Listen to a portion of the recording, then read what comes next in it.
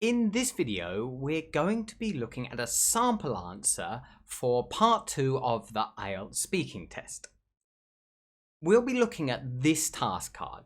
Now, this was the task card we looked at in last week's video. It's asking you to describe something healthy you enjoy doing.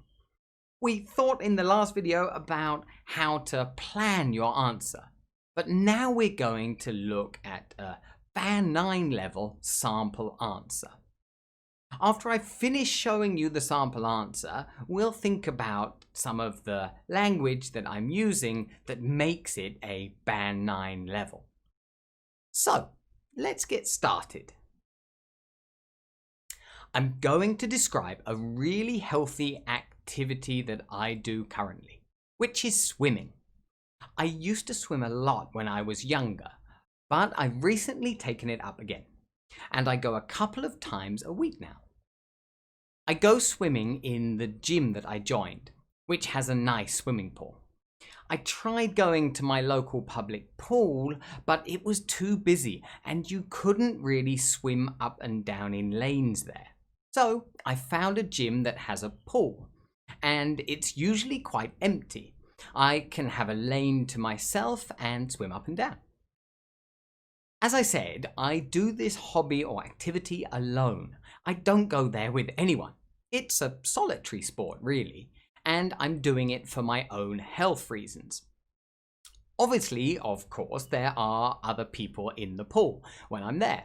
Sometimes you have to share a lane with another person or a couple of people.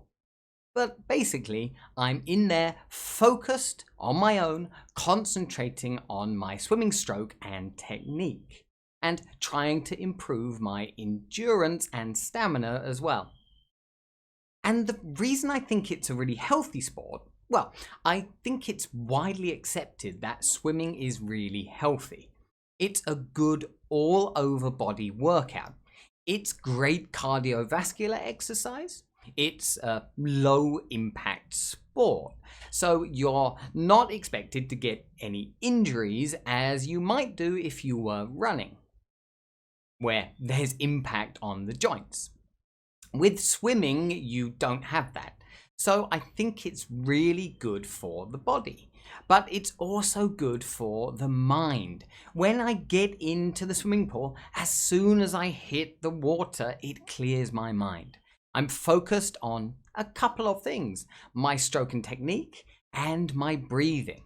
It makes you think about your breathing, which is good. And I think it rejuvenates and reinvigorates you when you're in the water. It's a really relaxing experience. So there we go. That's it. That's the sample answer. You'll see we followed the plan from last week's video. We went through those 4 cues on the task card. We made sure we focused, but we went into detail on each point. Obviously, the fluency and coherence was really good and the pronunciation was clear. And there are things that I used with the grammar which makes it quite a high score. But let's focus here on lexical resource, which basically means vocabulary, and think about how I use vocabulary in a really good way to achieve this really high score. Now, if you remember in the answer to the first cue, I used the phrase take up. In fact, in the sentence I said, I've recently taken it up again, it being swimming. Now, take up might seem quite simple, but this is a phrasal verb. It's idiomatic language, and it means to start doing something or to begin some kind of activity, usually, in fact, a hobby. So the context here is perfect, and it shows a high level of language because it's a phrasal verb or idiomatic language. So that's the first bit of vocabulary I wanted to highlight. Now, another couple of words that I used together was the local public pool. Now again, this seems quite simple, but the collocation is great. It fits a public pool or even a local public pool. So just a nice kind of phrase there that fits the context of what I'm talking about. Another phrase you would have noticed when I was talking about swimming in the public pool was that I swim up and down in lanes. Now, to swim up and down, it's just a good collocation of the verb and the preposition here, to swim up and down. It might be something that maybe non-native speakers don't realize we can do. So moving on, I also describe the sport as a solitary sport. Now, the word solitary here may be a bit less common for non-native speakers to use, but the word solitary means we're doing something alone. So again, it fits the context of this activity. Also, I used a whole phrase later on where I said, I'm in there focused on my own, concentrating on my own swimming stroke. So there's some quite nice language there where we're using synonyms as well, focused and concentrating. We didn't want to repeat the same word there. Also, just after that, I used these two words that might be a bit unfamiliar to you, endurance and stamina.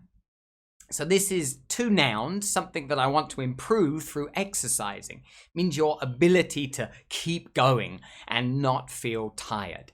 Endurance and stamina. Also, in the final kind of paragraph that I said for the final cue, I used the phrase widely accepted. I think it's widely accepted that swimming is really healthy. Now, this is good collocation of the word widely and accepted. It just means that most people believe this. Most people think this. It's widely accepted. Just a good collocation there of two words that we can highlight. Also, I use the phrase an all-over body workout. Now there, we've got a good phrase to describe this type of exercise. The phrase all-over body workout, which means every part of your body you're using to do this sport. Also, I described it as a cardiovascular exercise. Now, the word cardiovascular might be a bit less common for non-native speakers, but it means it's helping you to improve the strength of your lungs and your breathing. Also, I described it as a low-impact sport.